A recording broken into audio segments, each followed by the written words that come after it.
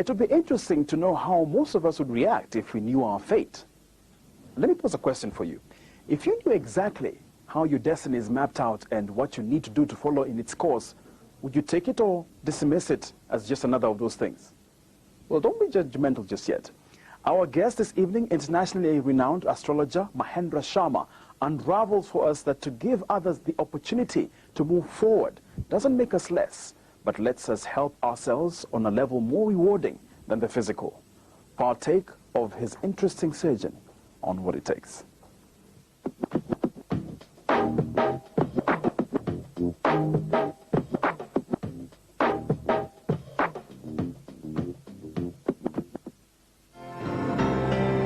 Renowned astrologer Mahendra Sharma has made bold and startling predictions about politics in Kenya and the country's economic prospects over the last decade.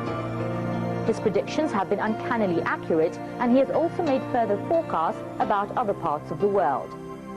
His articles are regularly published in local dailies, particularly the East African Standard and the People newspaper. Some of his forecasts in the past have included KANU's victory in the 1992 general elections, published in the East African Standard on July the 30th, 1992.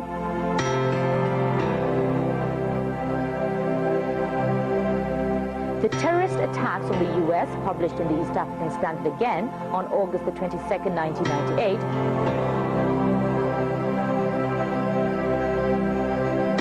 Amongst many others. Every day sees Mahendra get to his offices situated at the Grand Regency Hotel's shopping arcade, and it is here that he looks at what awaits him for the whole day. Checking his website to see if there's anything new to deal with follows, and one can note a particular kind of keenness as he goes about his duties. Some of his clients bear high acclaim for Mahendra Sharma. He's a very quiet person, he's very humble, right, a family man and somebody who believes and fears God. A very, very sincere person, and he speaks from his heart. I started believing in what he was doing for the first time in '97. I'd known him in '95, '96, but that time used to be like any other astrologer to me, right? But from '97, I started studying his past predictions and the ones he made in 1997. And I found that they were all coming true, especially on world events, Kenya, and a number of other people I'd spoken to. Right, so from then on I said, yes, this man is very impressive and he knows what he's doing. He has got a very strong grip on his subject and he keeps spending time researching more and more. He doesn't give up. Yes, I have consulted him, right, and I found that he's been very good on it, yeah, and we get along very well. We are more friends than an astrologer-client relationship. I've known Mr. Mahendra Sharma for many, many years, even before the time when I was appointed as a High Commissioner to this country. I found him to be a very humble and gentle person. He has a acumen of predicting things which are very unique and which astound a common person. I have a hobby of astrology, to learn astrology and to be friendly with the astrologers all along the world. And if their recommendations are anything to go by, then Mahendra Sharma indeed proves to be an astrologer of note. It's an honor to introduce our guest on What It Takes this evening, Mr. Mahendra Sharma. Mahendra, welcome. Karibu sana. Thank you. Have a seat. If I can just delve a bit into your background. You were born in 1967 in a small town in northern India. You were born to a Hindu Brahmin family. Yes. Traditionally very respectable caste, known as either gurus or gurus and astrologers. Yes. I'm interested to find out, Mr. Sharma, what was it like growing up in such a well-respectable family? I'm very lucky that I born in that family, and it's where my grandfather, he was astrologer. Still I have that chart when I was 7 days, I think. And he made my chart. And he mentioned in that chart that this boy will going to become an astrologer or the fortune teller.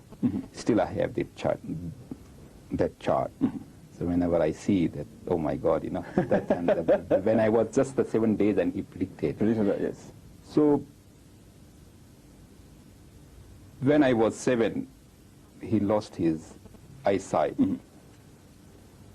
So when he was very upset, and everybody in family, they were not very happy about, you know, what happened to his eyesight. Yes.